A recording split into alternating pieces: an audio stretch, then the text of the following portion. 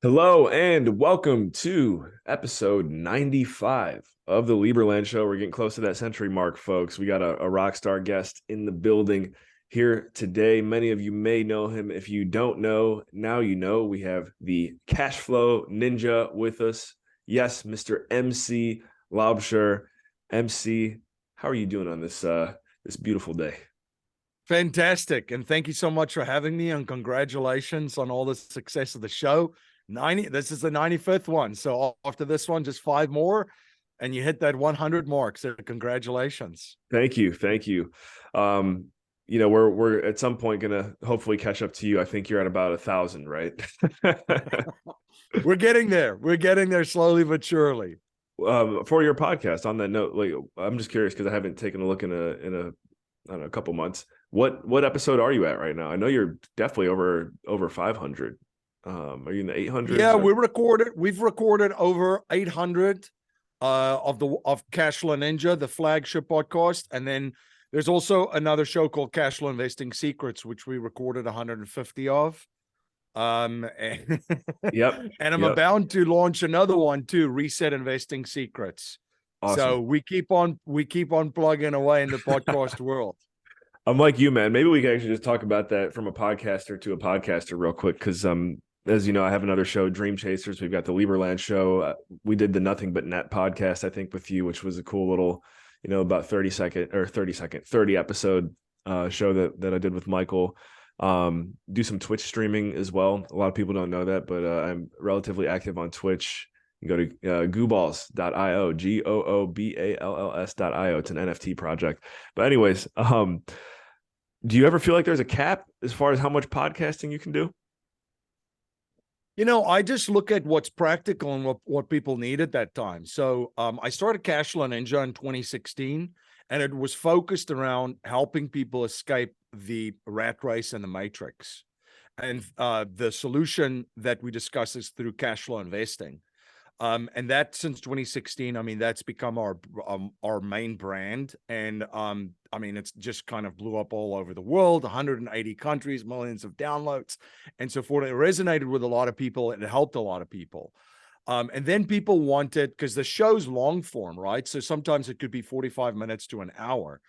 And then because people wanted kind of like a quick take, a hot take of an insight or an idea, or just current best thinking that's out in the cash flow investing marketplace, we launched Cash Flow Investing Secrets, which is about 10 minutes. And people love that because they could take one quick thing within 10 minutes. So that kind of like filled a void, which was, there was a big need. People asked me, is there anything short that, because I don't have a lot of time. And I love what you do, but sometimes it takes me a while to get through one of the longer episodes. So the marketplace spoke and we came up with that solution. And the reason for Reset Investing Secrets is because, cash flow investing is great. And I love cash flow investing. And you can escape, like I said, the rat race and the matrix through it. But we're living through a different time right now. We're living through a time period that, it only happens every 80 to 100 years, the time period that we're in right now.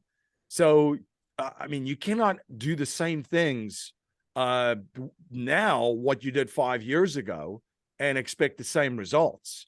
So we wanted to share that too with a lot of folks, because a lot of folks have been reaching out and saying, MC, what do I do? I see all of these things coming, all over the world. All of these dangers and these threats, and I could see where this is all going. How do you protect and how do you build wealth during these times? Because it's going to be a little bit different from the other content which you've shared. And, I couldn't agree more. And I said, yeah, absolutely, you should be doing a lot of different things right now. So to just put that into one place for folks, that's why we're rolling out Reset Investing Secrets, because it's a little bit different than the cash flow investing strategy, which we've covered. So yeah, I think it's, I've just always, as a business owner and an investor, kind of looked at what the market wants.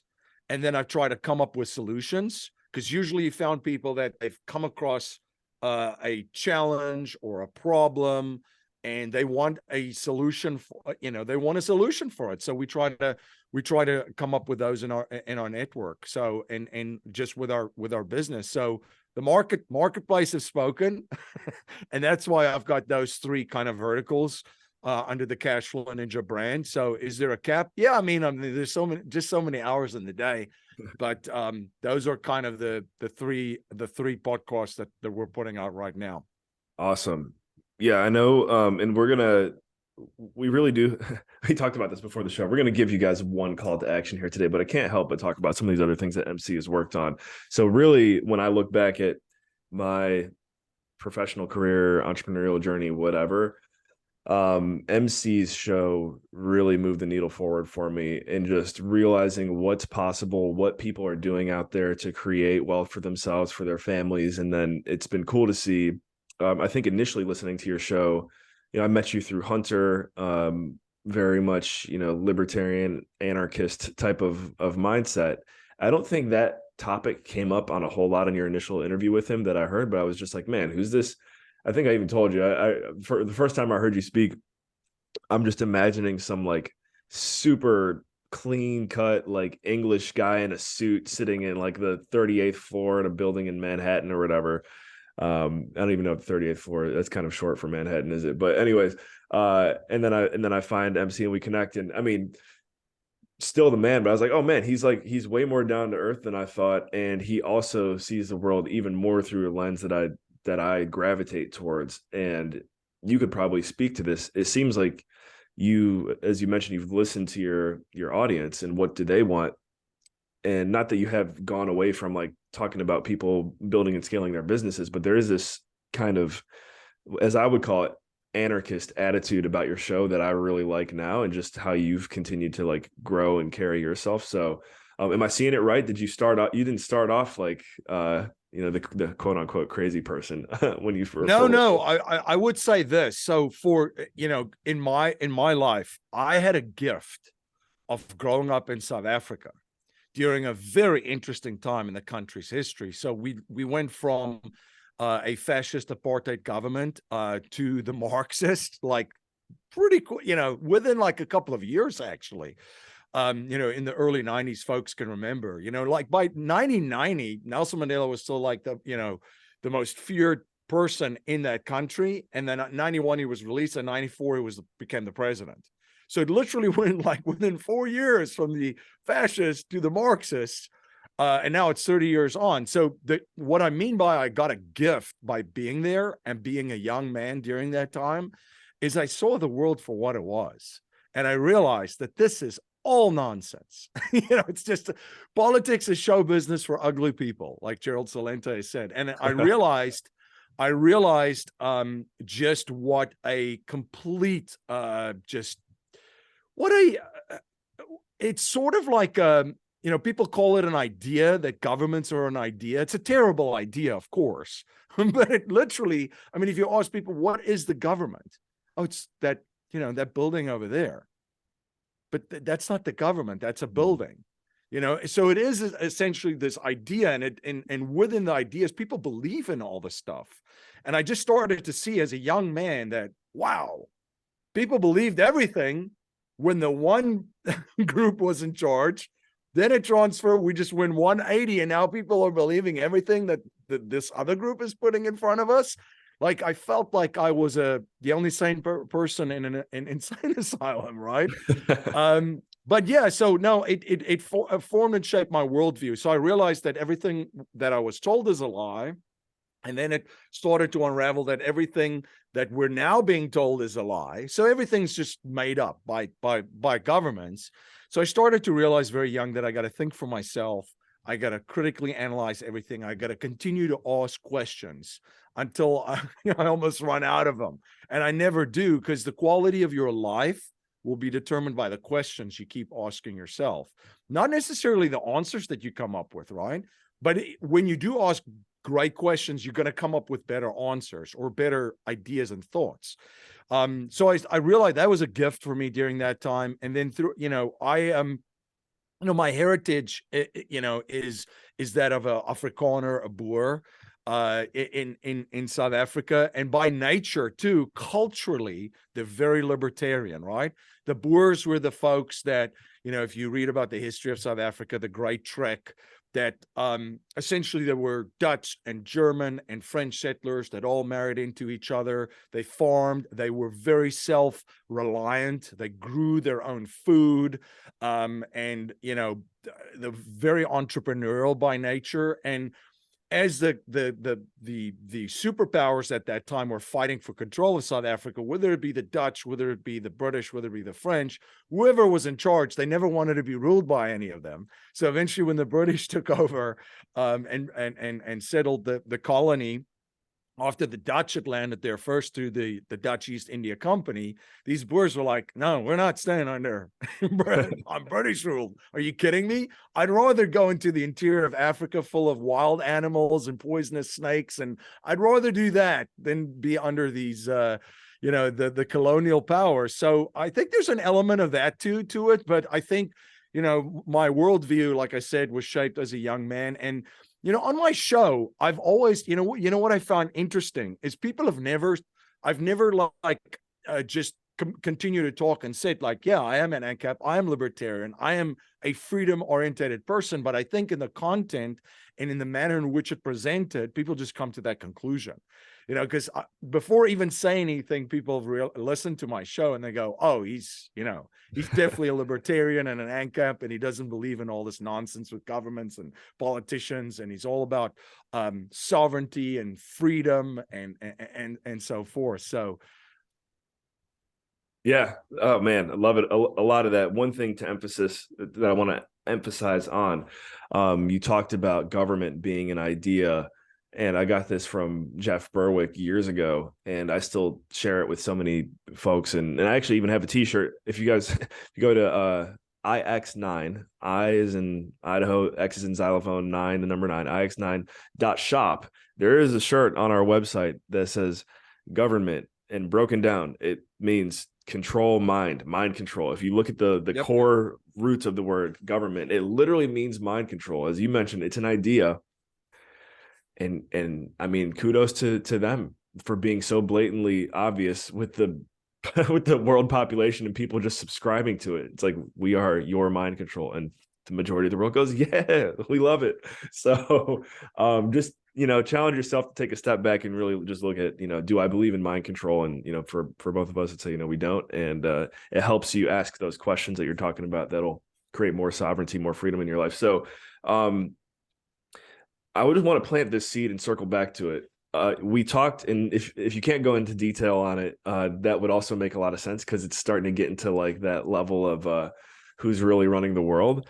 But you mentioned some families to me when we connected the other day that I had never heard of, that are kind of like maybe behind who's really running things. A few names we discussed. I just want to plant that seed and circle back to it, because the other thing that you said earlier was sovereignty, freedom, and you've got kind of like a framework for international freedom lovers. Could you just go through that with our audience real quick? Yeah, absolutely. So here's the framework that I'm sharing with folks right now. So, and there's 3 components to it. It's sovereignty, freedom, and then there's legacy. So I'll start on the sovereignty piece. And the reason why I start with the sovereignty piece is it's very important. And I think people have realized in 2020 how important that is, because I know a lot of people that are financially free, right? Like just they've crushed it. They have freedom of time. They have freedom of money. Money is no longer a reason why they're not doing something. They have freedom of relationships. They don't have to hang out with people that they don't want to hang out with. And also they have freedom of purpose. So they could do whatever they want, work whatever they want to work on, something that's aligned with why they are on this, this planet, right? So, but they realized that, yeah, they might be free, but they're not sovereign, because all of a sudden now your wings are clipped. You can't get to your private jet and just whisk off to another place. Yes, I know that there were some places still in the world that you could do that, but for the most part, you couldn't. And then they started to realize, wow, so if the power goes off, then what happens then? I don't have access to and the production of my own food. I don't have my own water supply. And then, of course, when the power grid goes down and there's no food, and there's also there's no water, well, there's another threat now arriving, and that is, well, people are going to start behaving badly around you because they're also out of electricity and energy and food and water, right? So now you have to have the means to protect yourself. So a lot of people started to realize in 2020 that they're free, but they're not sovereign. So on the sovereignty perspective, let me start with a mindset. So I'm originally from South Africa. My family's still there, still my friends are in South Africa. And for anyone that's paid attention to what's going on in South Africa, like I said, we've had Marxist rule there now for 30 plus years. There's only been one ruling party, by the way. They have elections, just like in most countries, every 4 years. Guess what?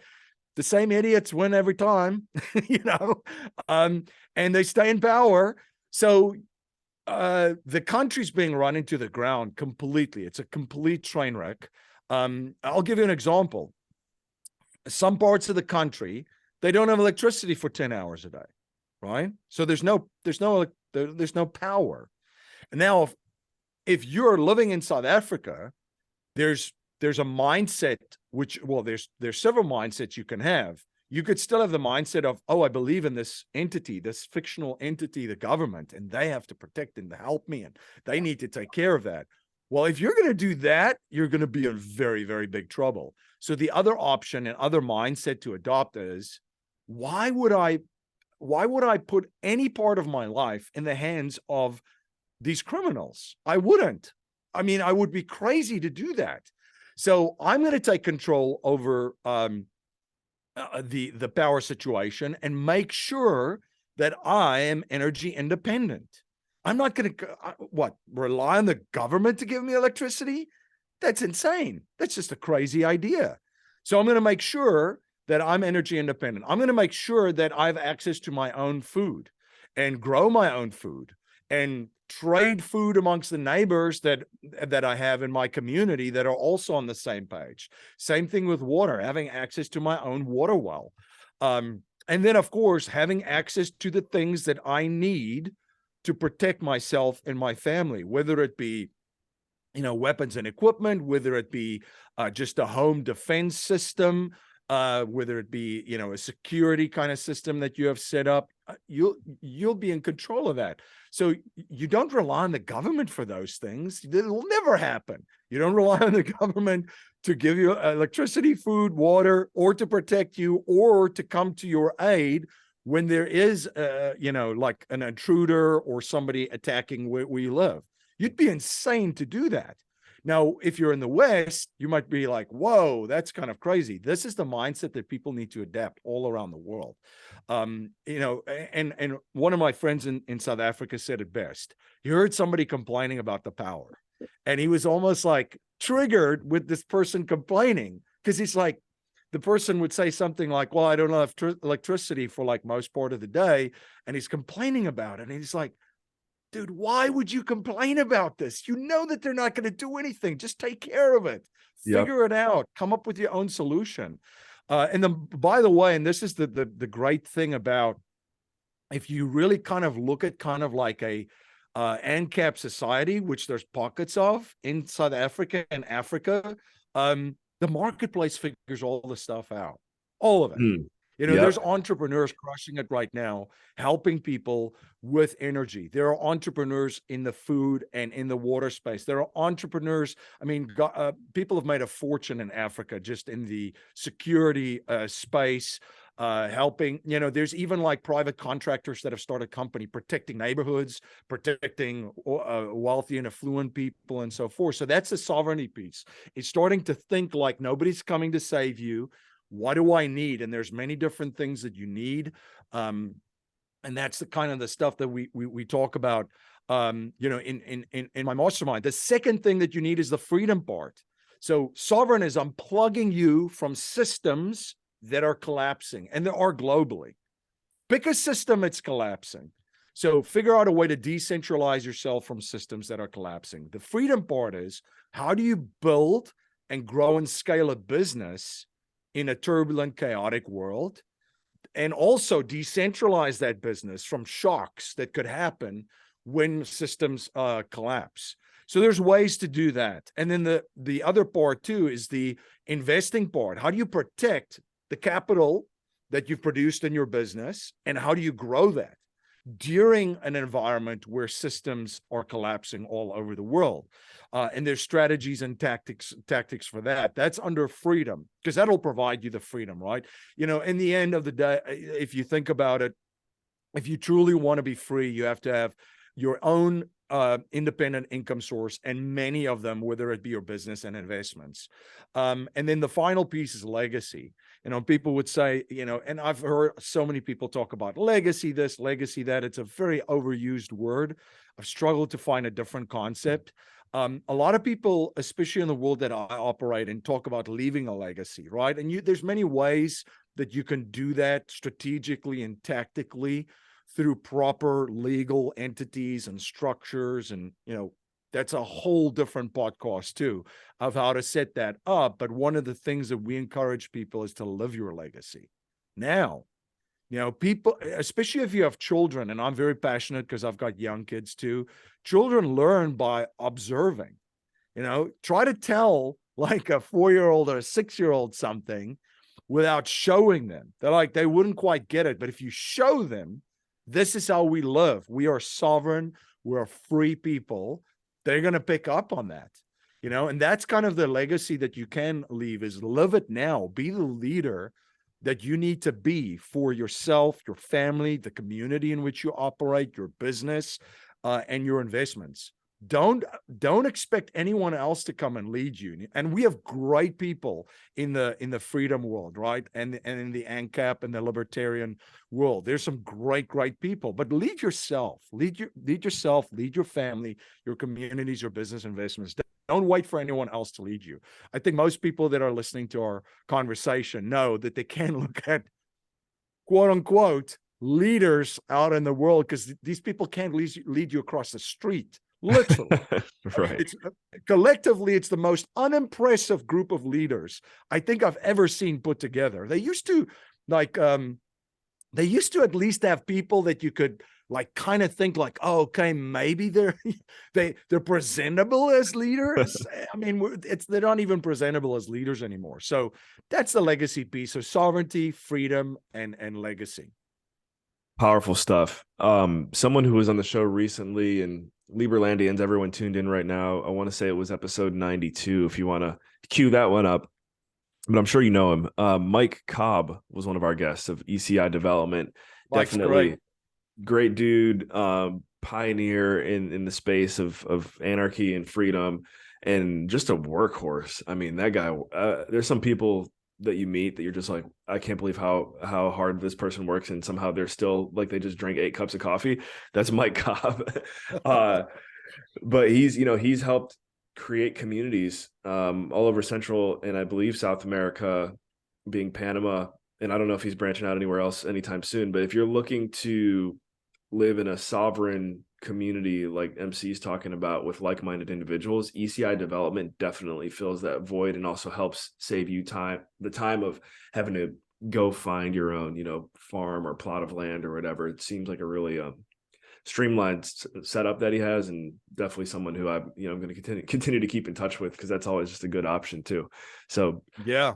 Check out. And I'll add to that too, what you just said. I think that your communities in the next 10 years, a community of shared value, whether it be your physical community that you live in, or even virtual, because there's great virtual communities, though, that's going to be your best investment. I think it's going to be better than any, precious metals or crypto or real estate or anything that you can find. I mean, the communities are really, that's where it's at, because you can learn so much from them.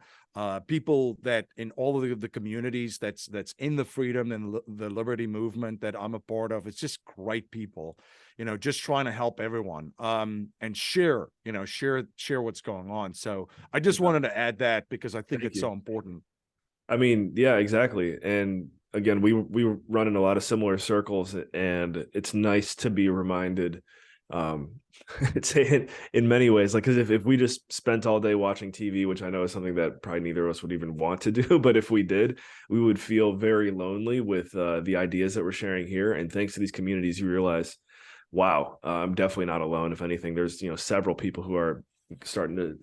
I saw a great meme the other day. It says, it's like a guy, he's got a cup of tea and he's smiling kind of like this, and he's like, I'm not a conspiracy theorist, I'm a things aren't adding up and it's pretty obvious theorist. So before we start winding this one down, or maybe on this note here, we recently, you and I, just in a private conversation, talked about some, call some famous family names, people who always wonder, oh, is that who's really running the world type of thing. And I think we can comfortably say like names like Rothschild, Rockefeller, all these names that a lot of people always wonder, what's going on there.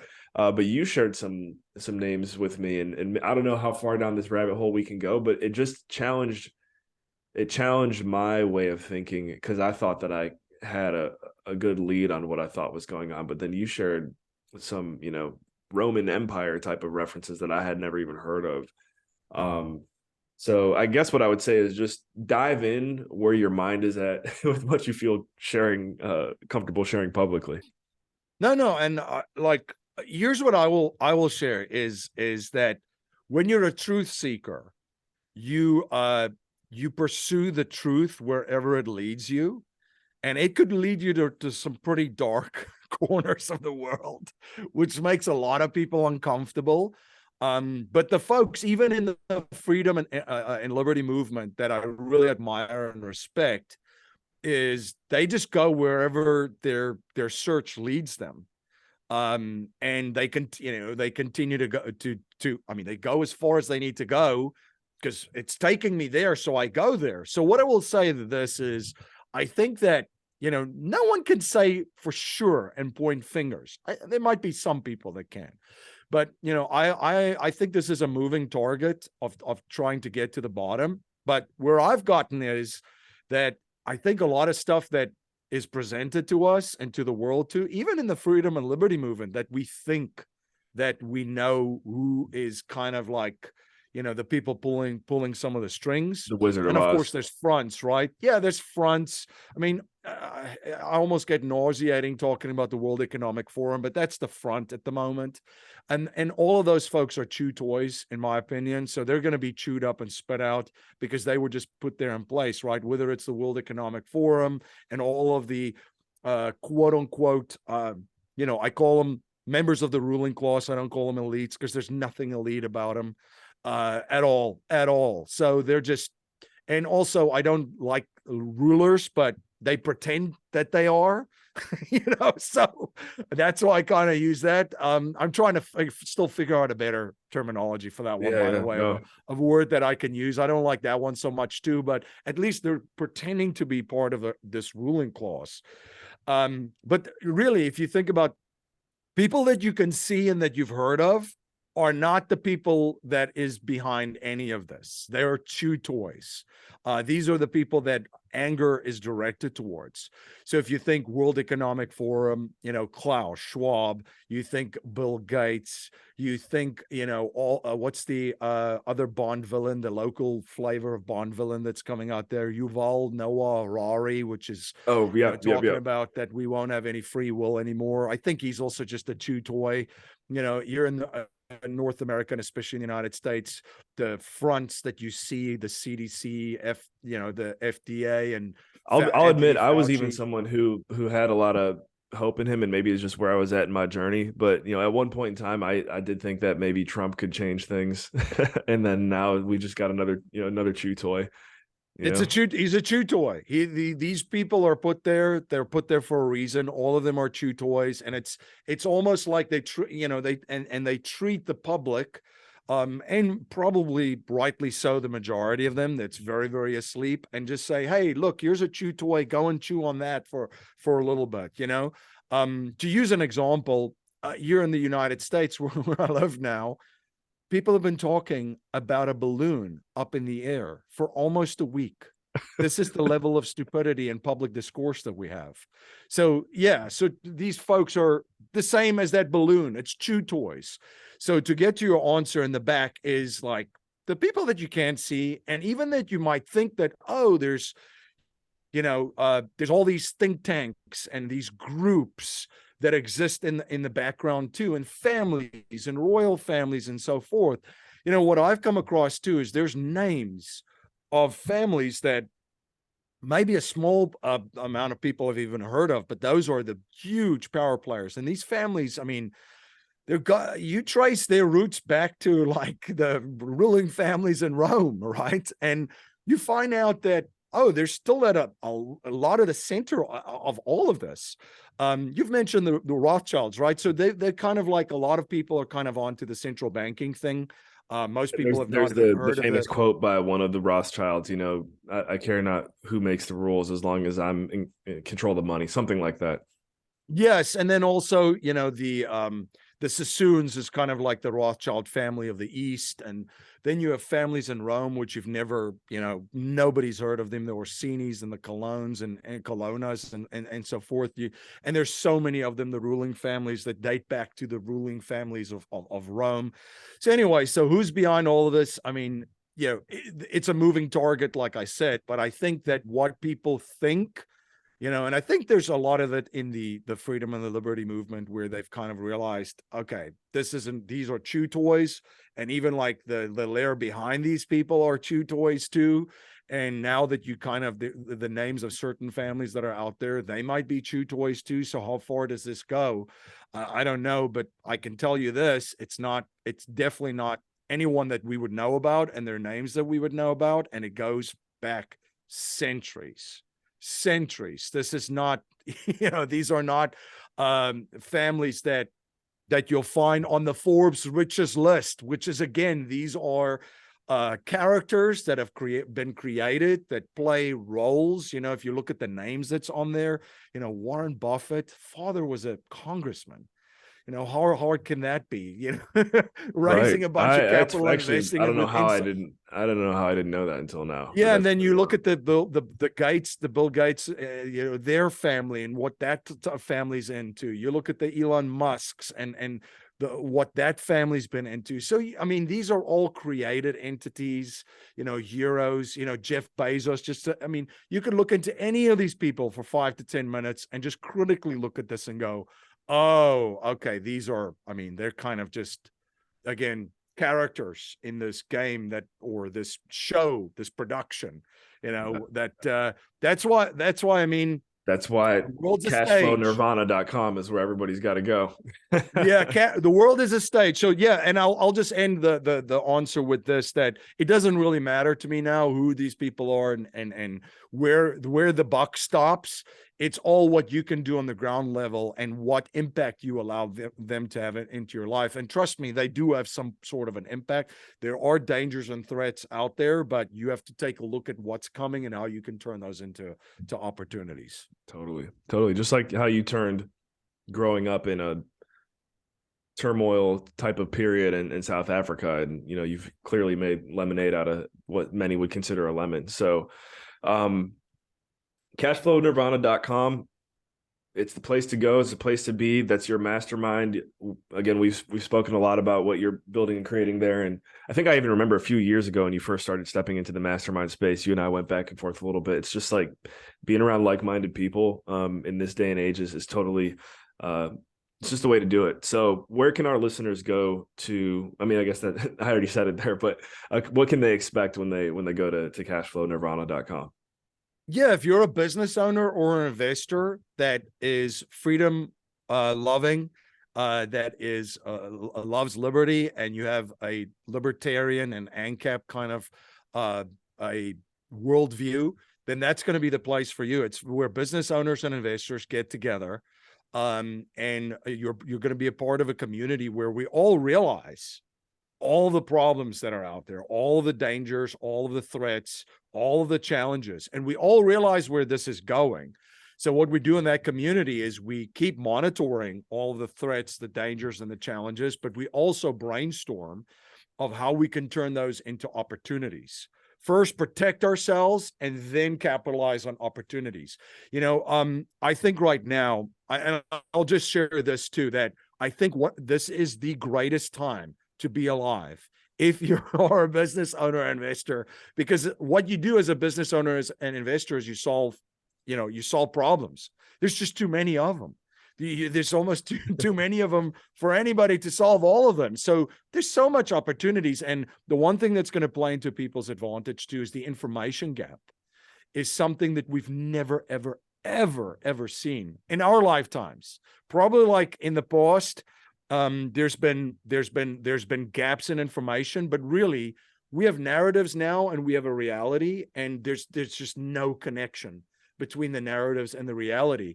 So if you recognize this information gap, can base yourself in reality and be in a community of other people that do the same, you're going to be able to just absolutely crush it during this time, and just to be able to capitalize on life-changing opportunities for yourself, your family, your community, your business, and your investment. So Cashflow Nirvana is the community, the mastermind that I created for business owners and investors to be focusing on turning, these turbulent times into great times for you.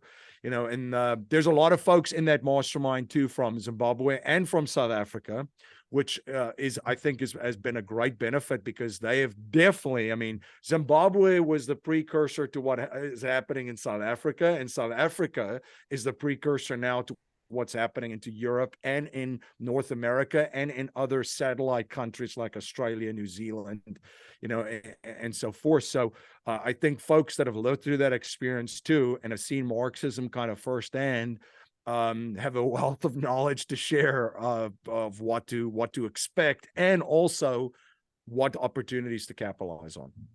Love it. Yep. I'll be hanging out in there, and I think if you want to, I guess as far as pricing, I remember you shared a pretty cool pricing structure, and I don't know if you're quite there yet in putting it together. Yeah, it's a one-time payment, but it comes to like $2 a day, basically. I like that. $2 annual a day subscription. Yeah, and because we're trying to get the right people there. We're trying to build that community, and just kind of grow it. And I think more and more folks are going to start to realize that they need to essentially figure out how to get through this and how to get out even better on the other side. So that's why I build it. Yeah, love it. Thank you, MC, for hanging out with us here today. The trails that you've blazed over the past, you're 7 years in on your podcasting journey, and in many ways probably feel like you're just getting started. So just thank you. And thank you to our viewers and listeners as well for investing your most valuable resource with us here today, your time, which I say that on all my episodes, and I think I got that from you too. So thank you, awesome. Man. Thank you. This has been awesome as always. All right. Liberlandians, we will catch you in the next episode. Thank you for tuning in. Go be free.